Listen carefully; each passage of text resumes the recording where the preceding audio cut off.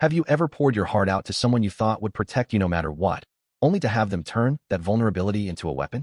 I'm talking about the kind of betrayal that doesn't just sting, it shatters your ability to trust, leaving you questioning every relationship you've ever had. My name is Emily, and I thought my older sister was my safe haven, my confidant, until one gut-wrenching moment revealed a side of her I never saw coming. If you've ever been blindsided by someone you loved, or if you've ever had to rebuild yourself after a betrayal cut you to the core, stick with me. This isn't just a story about family. It's about secrets, heartbreak, and the painful journey to figure out if trust can ever be mended. I'm sitting here in my dimly lit bedroom in Portland, Oregon, the rain tapping against the window like it's echoing the storm inside me, staring at a childhood photo of me and my sister that I can't bring myself to throw away. It's 2 a.m., and I haven't slept properly in weeks, haunted by a past I thought I'd buried and a wound that refuses to heal. If you've ever felt like someone you loved ripped the ground out from under you, or if you've ever struggled to forgive when the hurt runs so deep, then you'll understand why I need to share this, even if it means reliving every painful detail. Let's go back to a time when I was just a kid in a rainy Pacific Northwest town, to a bond one thought was unbreakable, until a devastating betrayal changed everything I believed about family. I grew up in a small, tight-knit neighborhood on the outskirts of Portland, where the air always smelled like damp earth and pine, and the gray skies seemed to stretch on forever. My childhood was a mix of cozy and chaotic. My parents ran a small bakery downtown, working long hours to keep it afloat, which left me and my older sister, Hannah, to fend for ourselves a lot of the time. Our house was a modest two-story with peeling paint and a leaky roof, but it was home, filled with the scent of fresh bread my mom would bring back from the shop and the sound of my dad's old jazz records crackling on the turntable. I was the quiet one, the dreamer, always lost in my own head, scribbling stories in notebooks or staring out at the misty Willamette River from our backyard. Hannah, 5 years older than me, was the opposite, confident, outgoing, the kind of person who could light up a room without even trying. She was my hero, the one who taught me how to ride a bike, who stood up to bullies for me, who made me feel like I wasn't alone in a world that often felt too big and scary. From as far back as I can remember, Hannah was my protector. When I was 6 and terrified of the dark, she'd let me crawl into her bed during thunderstorms, whispering silly stories until I fell asleep. When I was 10 and got teased at school for being weird because I'd rather read than play kickball, she'd march down to the playground and give those kids a piece of her mind, not caring if she got in trouble. We had our own little rituals. Every Sunday, we'd walk to the local diner for milkshakes, splitting a vanilla one with 2 straws, giggling over made-up games about the people around us.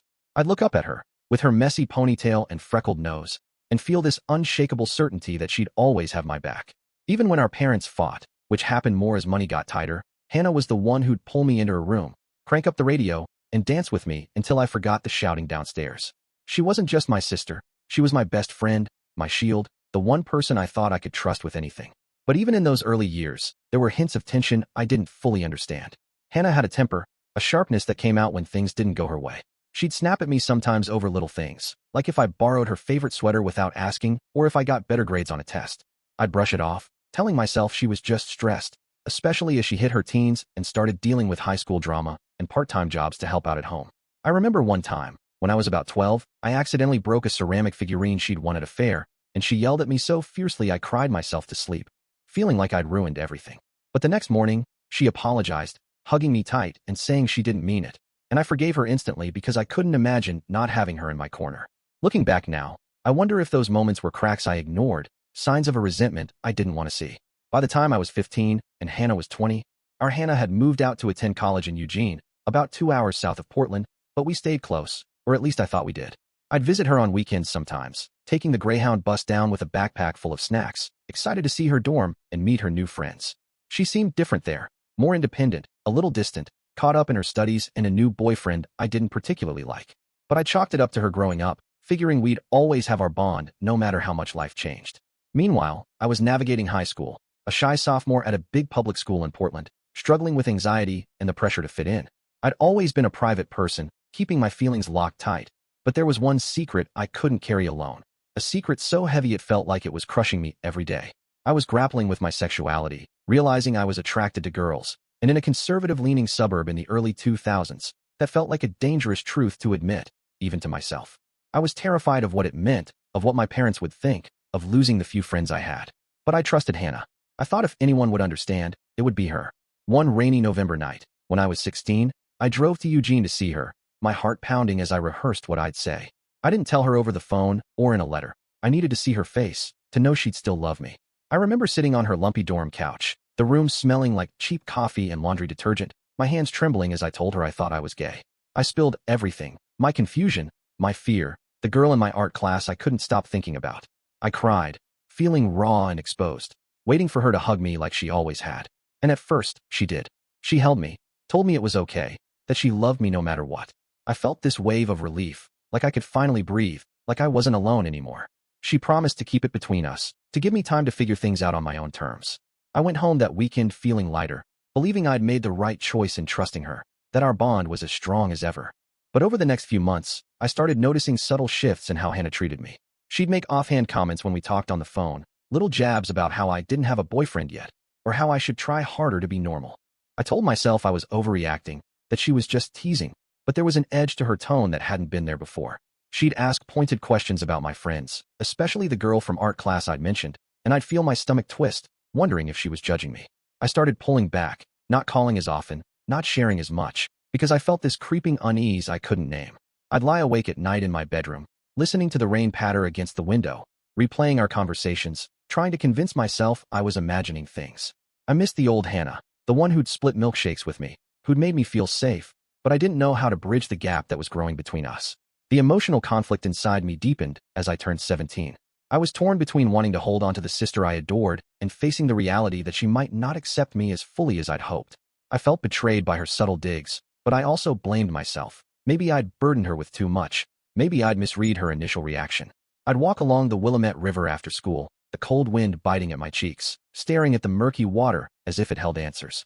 I felt this aching loneliness, a longing for the closeness we'd once had, mixed with a growing fear that I'd made a mistake in telling her.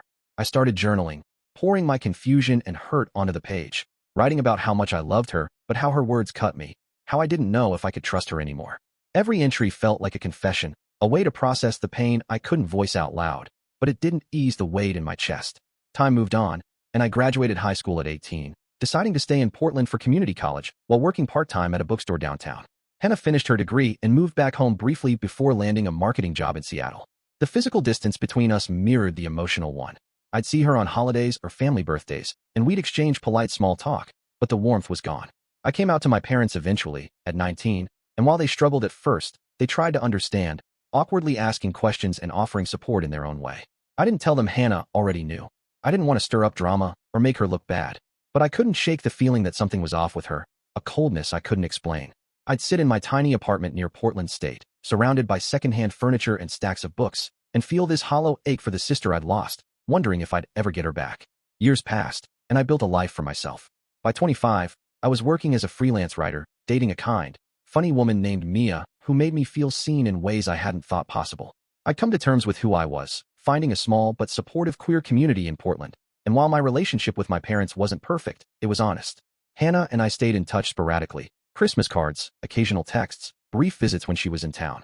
She'd met a guy in Seattle, a finance bro named Derek, and they got engaged when I was 26. I was happy for her, or at least I wanted to be, but there was always this undercurrent of unease when we were together, like we were both pretending everything was fine. I'd see her at family gatherings, her smile bright but forced, and feel this pang of nostalgia for the days when we didn't have to fake it. I'd drive home after those visits, the Oregon rain streaking down my windshield, and feel tears prick my eyes, mourning a bond one didn't know how to repair. The unexpected twist came just after Hannah's wedding, when I was 27, on a damp spring evening that started out ordinary enough. I'd driven up to Seattle for the event, a fancy affair at a waterfront venue with fairy lights and overpriced champagne. I'd brought Mia as my plus one, feeling nervous but proud to have her by my side. Hannah had seemed okay with it when I told her I was bringing a date, even if her, "that's great," felt a little hollow over the phone.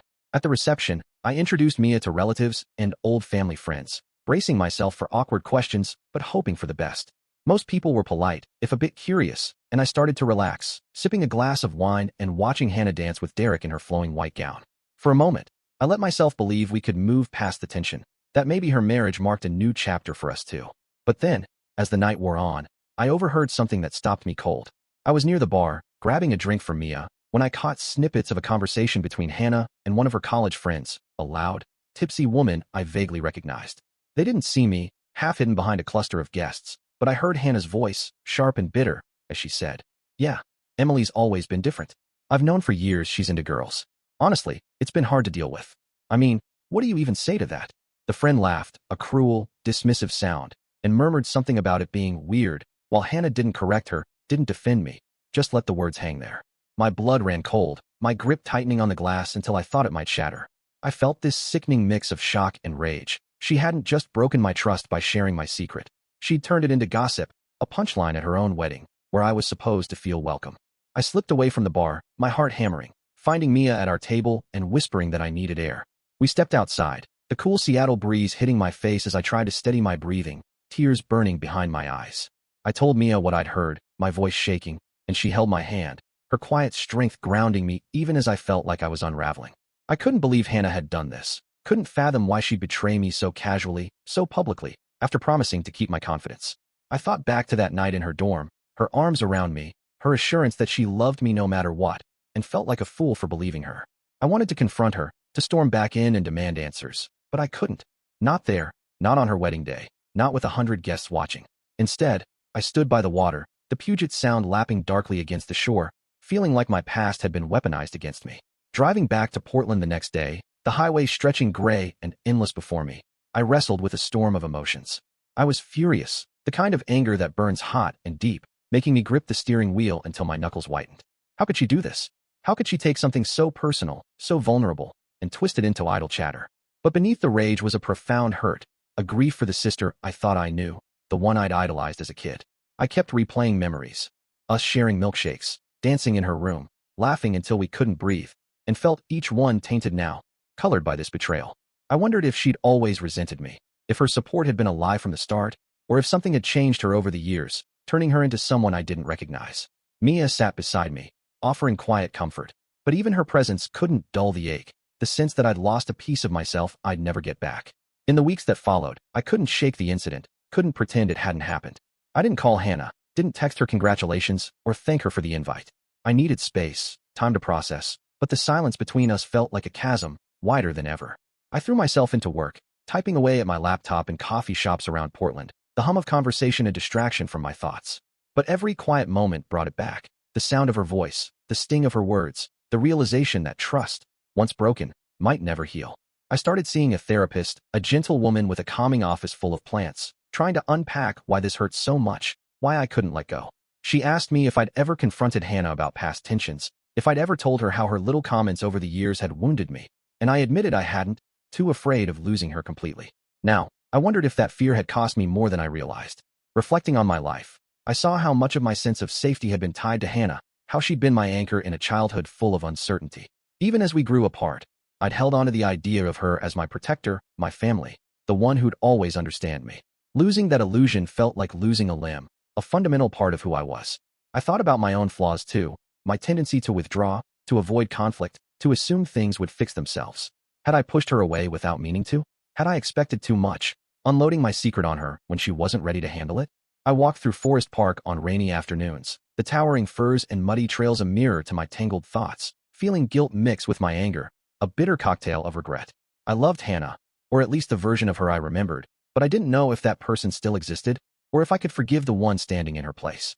Now, months after that wedding, I'm still at a turning point, caught between a past I can't escape and a future I don't know how to face. I haven't spoken to Hannah since that night, though she's texted a few times, casual messages about catching up that I've left unanswered. Part of me wants to call her out, to lay bare how much she hurt me, to ask why she did it, and if she even cares. But another part dreads her response, fears she'll dismiss it, or worse, confirm she meant every word. I've been writing in my journal again, pages and pages of raw emotion, trying to decide if confrontation is worth the risk, if there's anything left to salvage. I've walked the streets of Portland at dusk, past the quirky shops and food carts of Hawthorne, feeling the city's familiar pulse while my own heart feels unsteady. Mia's been my rock, reminding me I'm not alone, but even her love can't fill the void Hannah left behind. I keep coming back to that childhood photo on my desk, the one of us at a county fair when I was 8 and she was 13, our arms around each other, cotton candy smeared on our grins.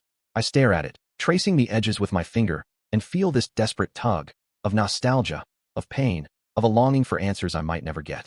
Trust is such a fragile thing, isn't it? Once it's broken, can it ever be rebuilt, or do you just learn to live with the cracks? I don't know if I'm ready to face Hannah, to hear her side, or if I'm better off letting go, protecting what's left of my peace. I don't even know if I can trust anyone the way I trusted her, if this betrayal has scarred me too deeply to open up again. So, I'm turning to you, whoever's out there listening.